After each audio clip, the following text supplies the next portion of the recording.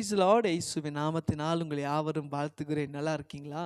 இந்த நாளை கூட இந்த காலை வேளையில் உங்களை சந்திப்பதில் கர்த்தர் கொடுத்த இந்த கிருபைக்காக நான் தேவனுக்கு நன்றி செலுத்துகிறேன். இந்த நாளை கூட ஏசப்பா நம்மோடு வேதத்திலிருந்து எக்ஸோடஸ் சாப்டர் 15 verse 26 யாத்ராகமம் 15ஆம் அதிகாரம் 26ஆம் வசனம் அதோடைய கடைசி வசனம் சொல்லப்பட்டு இருக்கிறது.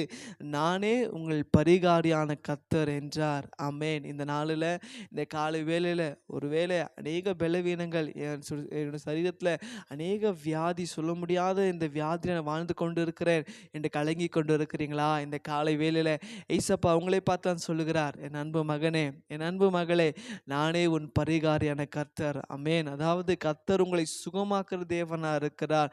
நம்ம தேவனால் கூடாத காரியம் ஒன்றும் இல்லைங்க. அவரால் உங்கள் வியாதியை மாற்ற, உங்கள் வியாதியிலிருந்து சுகமாக்க அவருக்கு லேசான காரியம். விசுவாசிக்கிறீங்களா?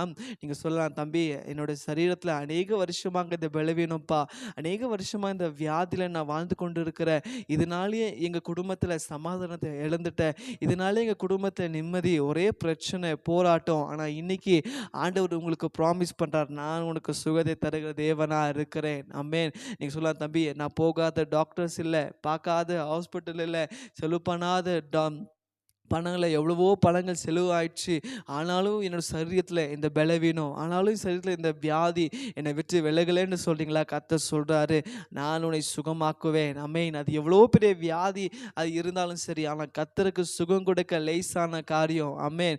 பேத்துல நம்ம வாசிக்கிறோம் இல்லையா, ஆண்டவர் எவ்வளோ பேருக்கு சுகம் கொடுத்துருக்கிறாரு. பார்வை இல்லாதவங்களுக்கு ஆண்டவர் பார்வை கொடுத்துருக்கிறாரு.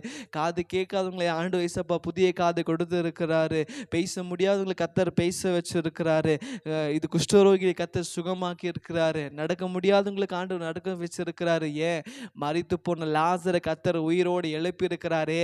உங்களுக்குள்ள இருக்கிற இந்த வியாதியை, உங்க சரீரத்தில் இருக்கிற இந்த பலவீனத்தை மாற்ற தேவனுக்கு ஏமாத்திரும். அவருக்கு லேசான காரியம். பயப்படாதீங்க. ஐயோ இந்த வியாதியிலே நான் மரித்து போயிடுவேனா என்று பயந்து கொண்டு இருக்கிறீங்களா? வேண்டாம். கர்த்தர் சொல்றாரு, நான் உன்னை சுகமாக்குவேன்.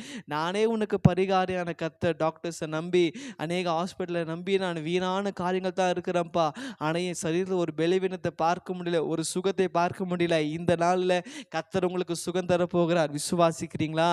என்னோட இணைந்து ஜெபிக்கலாமா? ஆண்டவரே, ஏதோ இந்த காலை வேளையில் எங்களோடு நீ பேசி இருக்கிறீங்களா? ஆண்டவரே, நானே உன் பரிகாரியான கர்த்தர் என்று சொன்னீங்களே சப்பா. இதோ இந்த நாளில் இந்த நிகழ்ச்சியை பார்க்குற ஒவ்வொரு பிள்ளைங்க வாழ்க்கையில் ஆண்டவரே எந்தெந்த காரியத்துக்காக ஆண்டவரே சப்பா சரி இந்த பலவீனத்தோடு இந்த வியாதியோடு இருக்கிறேன்னு அப்பா உண்மை நோக்கி செபிக்கிறாங்களோ, இந்த வேளையில் கர்த்தருடைய கரம் அவங்களை தொடுபடியானங்கள் செபிக்கிற, தெய்வீக சுகம் உண்டாக்குபடியானங்கள் செபிக்கிற ஆண்டவரே அப்பா, மரணத்தின் பயத்தை நீக்கப்படுவீராக ஆண்டவரே.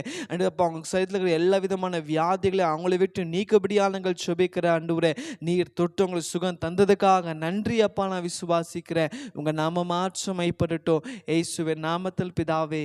ஆமென். ஆமென். God bless you.